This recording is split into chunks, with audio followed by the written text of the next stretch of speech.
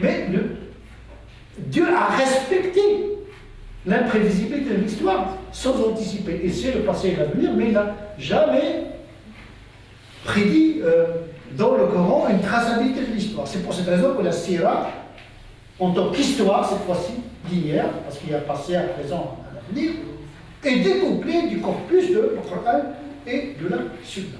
Donc ils ont découplé l'histoire de la révélation, même si la révélation contient l'histoire. Mais pour ne pas tomber dans la codification de l'histoire. Et malheureusement, les musulmans sont tombés dans la codification de l'histoire. C'est-à-dire, le khilafat d'Abu Bakr, puisque celui qui a succédé au prophète, c'est comme ça que ça doit se faire. Il devient l'histoire normative. Al-Sunnah wal-Jama'a, elle considère que Abu Bakr, Thumma Omar, Thumma Uthman, sachant qu'ils ont débattu, ils n'étaient pas d'accord. Déjà Abu Bakr, il a dit c'est toi Omar qui doit gouverner. Donc il n'y avait pas de désignation. C'est l'histoire qui a fait que. Et c'est ça le premier débat entre les théologiens. La légitimité de la succession.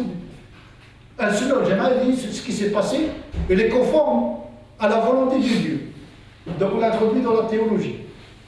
السنة والجماعة ينبغي أن تعتقد أن أبو بكر وعمر وعثمان ils ont intégré la succession du prophète dans la théologie pour se distinguer justement des chiites, de Rawafid, etc., des autres courants, parce que c'est le premier débat théologique qui a vu le jour dans l'histoire des musulmans, juste après la mort du prophète sallallahu alayhi wa sallam. C'est l'histoire des hommes.